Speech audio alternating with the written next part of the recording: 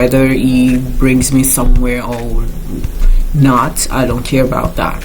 But it's more about the practice. And so, what is that thing? What is that thing that wants to be in your life? You need to identify it. You need to be in a quiet place and dig really deep. What is that thing that keeps coming back? Don't neglect it, because you never know where it's gonna bring you. And I'm not saying you need to leave everything you're doing to focus on that. No, you can start building it on the side. So don't be afraid that, oh, I need to sacrifice what I'm doing right now to be 100% focused on that thing. No, that's not what I'm saying. It's been many years that you have this dream inside of you. You have this calling. You have this thing you have wanted to try for a very long time. But the problem is, for some reason, you're scared to even attempt anything, or you're just dismissive of it, like, oh, it doesn't matter, it's not important. And so if you have something that keeps coming back, you actually need to start paying attention to it, because maybe it's your life calling, maybe it's something you need to do to help many people who don't know about you yet. And so if you want to know how to do that, keep watching. Hi, my name is Amina. I'm a life coach, and I'm here to give you some tips, offer my perspective, and answer some questions you might have. So if you have questions or video suggestions, please leave them in the comment section below, and I will get back to you as soon as possible. If you like what I do here, please subscribe, like, and share, and help me spread the word and grow this channel. So today I want to talk about follow your heart. If you have something that is calling for you for a very long time, and maybe something else. And so my first point is, what is that thing that keeps coming back? You need to dig. For some people, it was like singing, or playing an instrument, or becoming an actor, or having this business of, I don't know, or maybe it's running a marathon. I don't know how that can help other people, but you never know. Maybe it's selling stuff on Etsy. Maybe it's creating crafts. It could be anything. But what is really important is to notice if that thing keeps coming back. Personally, in my case, I know coaching. I have that desire since like at least 2015. And so I decided to take action. I don't remember when, but yeah, I had the desire to have a blog and to start writing. I had the desire of singing, so I have a singing channel. If you're gonna find it somewhere in the description box. But yeah, I've had that calling since a very long time. And the thing is, I was just dismissive. I was like, no, this is going nowhere, so why bother? But at some point, it was so strong that I had to, like, okay, I need to do something about it. And then I implemented some measures to make sure that I have music in my life on a regular basis. And since I've done that, I found peace. But before, it was very difficult, because it's like something was missing. I couldn't understand. I was sad. But then when I started to sing regularly, now I found peace, and I intend to continue to do that, whether he brings me somewhere or not. I don't care about that. But it's more about the practice. And so what is that thing? What is that thing that wants to be in your life? You need to identify it. You need to be in a quiet place and dig really deep. What is that thing that keeps coming back? Don't neglect it, because you never know where it's gonna bring you. And I'm not saying you need to leave everything you're doing to focus on that. No, you can start building it on the side. So don't be afraid that, oh, I need to sacrifice what I'm doing right now to be 100% focused on that thing. No, that's not what I'm saying. So point number 2 is design a plan or look for one. So in my case, for example, if you want to be an independent artist, you can look for plans online. You can look for something that I used to do is to study independent artists, or even the artists that have a contract with labels. And so I followed their steps, and I was interested in how did they get where they are right now. So even if there is no plan that is established or nobody's sharing their experience, you can at least go and study the people who are doing what you want to do, because you're gonna notice that, oh, you're gonna see some patterns. Oh, they started by doing this, and then they did that, and then they ended up here, and now I see that they are doing this. So you can design a plan based on that. So either you have a plan online or somewhere else that is available by some people who are doing the things you want to do, or you can look for the clues online or somewhere else. But yeah, you're gonna find a path, and you're gonna see that, oh, many people who are doing this, they have been through those steps. And so that's how you can get a plan. Number 3 is you need to master your craft. If we take the example of, I remember seeing an interview of Cheryl Strayed, I think, and she was saying that, so she's an author, and she was saying that she has wanted to be a writer for I don't know how long, but then at some point, because she needed to pay the bills, so she was working as a server, but she was writing on the side. And it can be very discouraging if you're here hoping that, okay, I'm gonna break through with this thing that I want to do.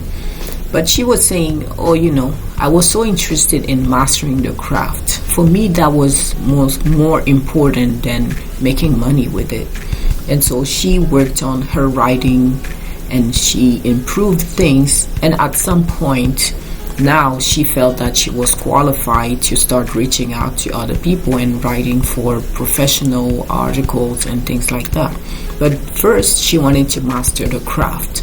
And so, for example, if you want to be a pianist, I don't know, a piano player, I don't know how you say that. And if you're not 30 and you have enough time to learn about the piano, you will need to practice a lot to master the craft before you can apply to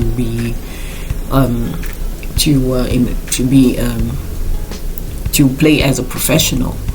So you need to master your craft, whether it's being an actress or being a piano player or being a writer or being an athlete. Yeah, if you want to go to the Olympics, those people usually they have started at a young age, because it demands a lot of discipline. And so you see, mastering your craft is very important. And so do that work to make sure that you become really good at what you want to do, and then you can move on from there. So before we get to the next point, I just wanted to remind you that I have a website where you can find everything that I do. So you're gonna find the link in the description box. Thanks in advance for visiting it. So point number 4 is create the best product or service you can. Now you have mastered your craft, and now you want to offer your service or your product to the world. For example, if you're an independent singer, now you need to make music and to share it with the crowd. If you're a writer, maybe you need to start writing your book and selling it on Amazon and market it. If you want to create piano lessons, you need to have a method that works.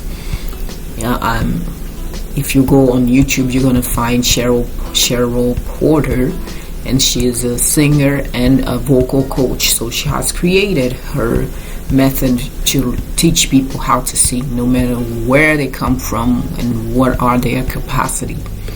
So that's what you need to do, and you pour your heart and soul and make sure that the product is good, because you genuinely want to help genuinely want to help people with those products. So they have to be really good.